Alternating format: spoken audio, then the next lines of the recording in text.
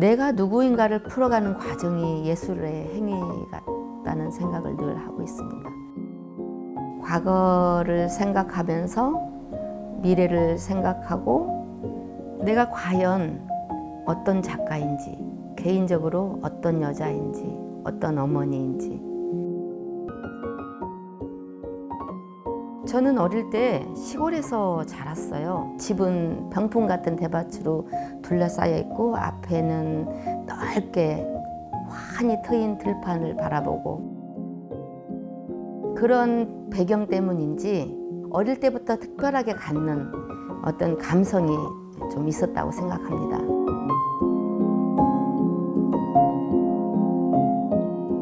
아버님이 6남매를 교육하는 과정에서 매우 노고로운 대바구니 작업을 하셨는데, 대나무를 만드는 과정이 사실은 예술이에요. 저희 아버지 같은 경우는 한학에 굉장히 많은 공부를 하신 분이셨는데, 명필로 새를 그리고 주변의 자연 환경을 그리시고 또 글을 쓰시고 남들이 모두 좋아하는 작품을 하셨어요. 그럼에도 불구하고 그런 고된 작업으로만 만들어낸 대바구니로만 6남매를 교육시키기에는 터무니없이 부족했죠. 그래서 어머니는 늘 옷도 직접 만드시고 살림도 도맡아서 하시고 밭일도 하시면서도 농한계는 장사를 하셨습니다.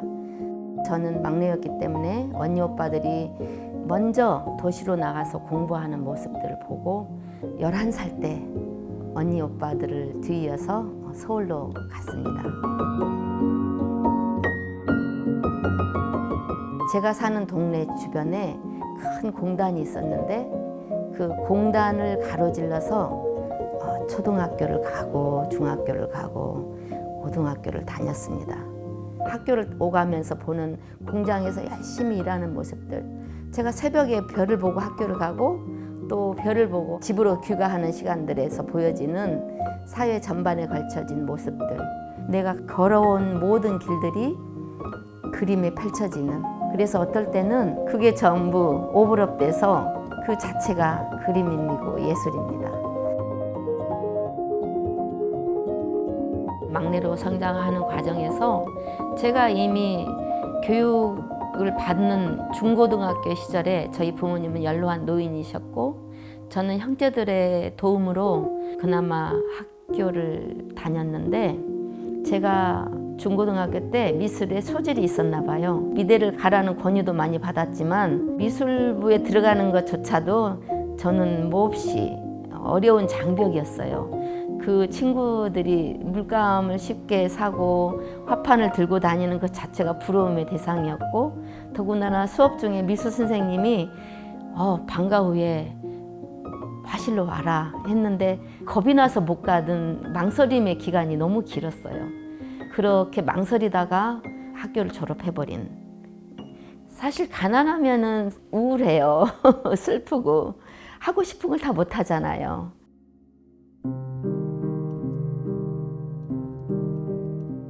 동경심은 항시 잃지 않았던 것 같아요. 연필과 스케치북에 할 수 있는 그림들은 쉬지 않고 스케치를 하고, 그림을 그린다기보다 뭔가 예술 활동, 창작 활동을 하는 거는 저의 생활의 일부였던 것 같아요. 아이들 옷도 제가 천을 끊어다가 직접 만들어 입히고 머리도 직접 다 자르고 뭐든지 손으로 할 수 있었던 건 다 했던 것 같아요. 흙으로 도자기를 빚어서 가까운 도자기 굽는 곳에 가서 구워와서 그것을 제가 생활하는 도자기로 사용하고, 그 생활이 지금도 연장되어 있습니다.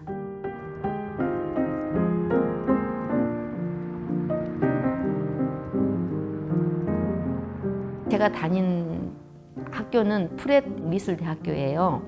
그런데 제가 입학하던 해가 40이었어요. 아마 평생 그림에 대한 동경심이 저의 그 용기를 북돋우지 않았나. 아이들을 보살피기 위해서 미국에 왔지만 한켠에는 꿈에 대한 도전의 기회로 생각하지 않았나. 그 지극히 절실한 동기가 나이와 환경을 극복하는 계기가 됐고 그 극복하는 계기 자체가 예술 과정이죠.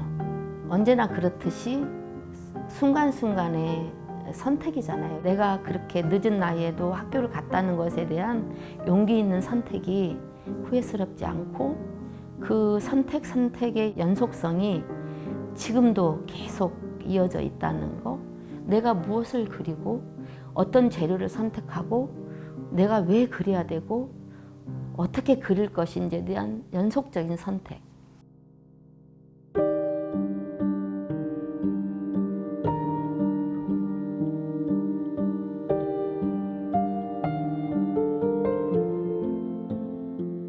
공교롭게도 제가 어려운 과정을 입학을 했는데 그 해에 9/11이라는 어마어마한 세계적인 사건이 터졌고 그 사건을 계기로 사회적인 변화뿐만 아니라 개인적에도 어마어마하게 지대한 영향을 끼치는 계기가 됐어요. 어느 날 카페테리아에 렌트한다는 주소지 전화번호 하나 보고 전화하고 그냥 계약하고 주말에 시간이 있을 때 밤에 학교 끝난 다음에 이사를 해놓고 보니까 그 이튿날 아침에 일요일 날 창문을 탁 열어보니까 어마어마한 공동묘지였어요. 반짝반짝 아침 햇살에 빛나는 모든 대리석으로 만든 돌로 만든 비석들이 빛나는데 그냥 싫다는 느낌이 아니고 삶과 죽음의 경계가 이렇게 없구나. 또 다른 정신적인 영역에 직면하게 됐어요.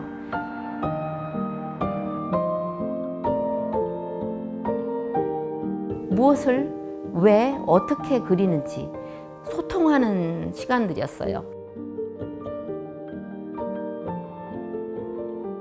졸업하고 나면 뭔가 될 줄 알았지만 여전히 외국인이고 나이 많은 동양 여자이고 제가 반듯하게 설 자리는 그렇게 준비되어 있지 않은 상황이었어요. 그 당시에 갈등을 많이 했어요. 한국으로 돌아갈까? 미국에서 있으면 어떤 방향성이 확실하지 않았기 때문에 이렇게까지 후원해 주시고 도와주시는 남편이 있는데 그런데 하다 보니 이게 길이 보이지 않는 거예요. 그래서 울기를 많이 반복했죠. 보시다시피 우리 집은 길가집인데 허드슨 강이 보이고 맨하튼이 보이고 이 도시 풍경을 바라봐도 눈물이 나고 길 가는 사람만 바라봐도 눈물이 나고 새벽에 동이 트는 모습, 해가 지는 모습 모두가 눈물 범벅인 거예요. 어느 날은 울고 있는 나를 보게 된 거예요. 욕심이 너무 많아서 뜻대로 되지 않으니까 울고 있구나. 눈물 대신 더 새로운 도전을 하게 된 계기가 됐고요.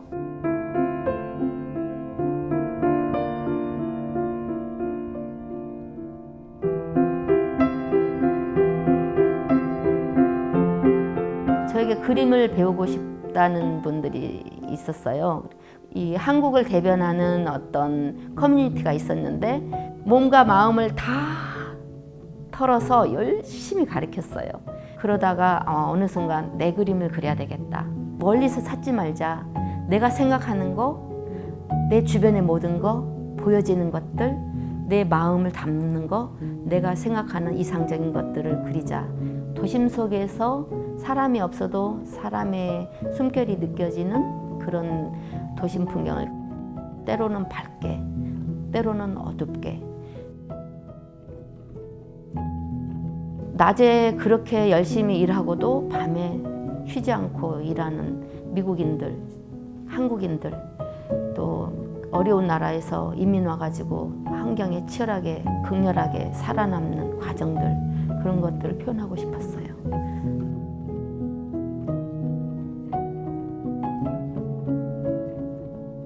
2012년 7월 초였어요. 한국에서 예술의 전당에서 개인전을 했을 때인데요. 우연히 화실 근처에 세워놓은 녹슨 철판을 보게 됐어요. 그런데 왠지 그 재료를 딱 보는 순간 내가 걸어온 나의 모습이 보여지는 거예요. 큰 녹슨 철판에 세월의 흔적이 배어있는 느낌을 살려서 철판을 과감하게 도려내고 눈을 그려놨어요. 나는 누구인가? 그것이 모태가 되어서 철작품도 하게 되고 소재를 다양하게 제한 없이 쓸 수 있는 용기가 생겼죠. 그 자료를 우연히 미국의 그 교수님들께 보여드리고 전시 관계자들께 보여드릴 계기가 됐는데 여기저기 전시 요청을 그때부터 많이 받았어요.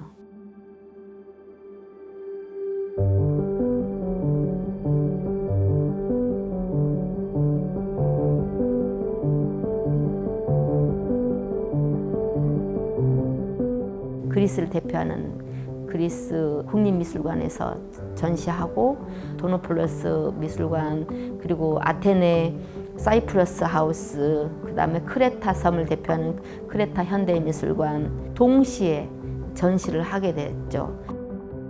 대단히 큰 국제전을 치루었기 때문에 다른 어떤 전시도 자신이 있었어요. 그러면은 서양의 문명의 토대인 그리스에서 했으면 우리 동양의 어떤 문명의 발원지 중국을 대표하는 대도시 북경에서 전시를 할 수 있는 기회를 만들어 볼까 해서 준비했는데 의외로 쉽게 허락이 됐어요. 중국 북경의 현대미술관 금인미술관에서 개인전 초대전을 하게 됐습니다.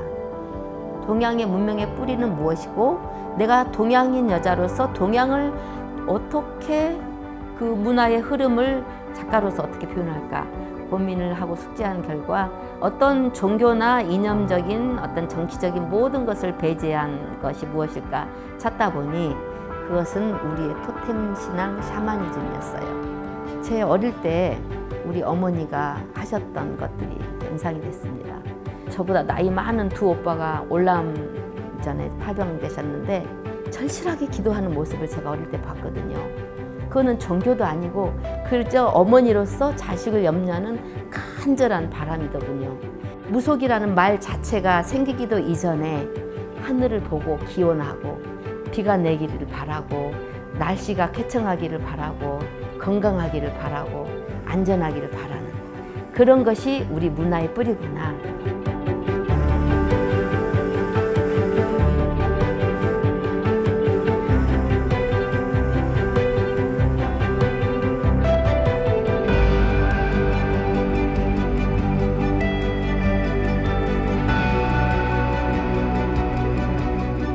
너의 얼굴이 무엇이야? 무엇이 너의 작품이야? 라는 질문을 종종 들어왔습니다. 들으면서 저는 생각해요. 내가 왜 한 가지 얼굴이어야 되고 내가 왜 한 가지 표정만 지어야 되는지 하늘의 별자리를 표현하기 위해서는 가장 빛나는 것이 무엇인지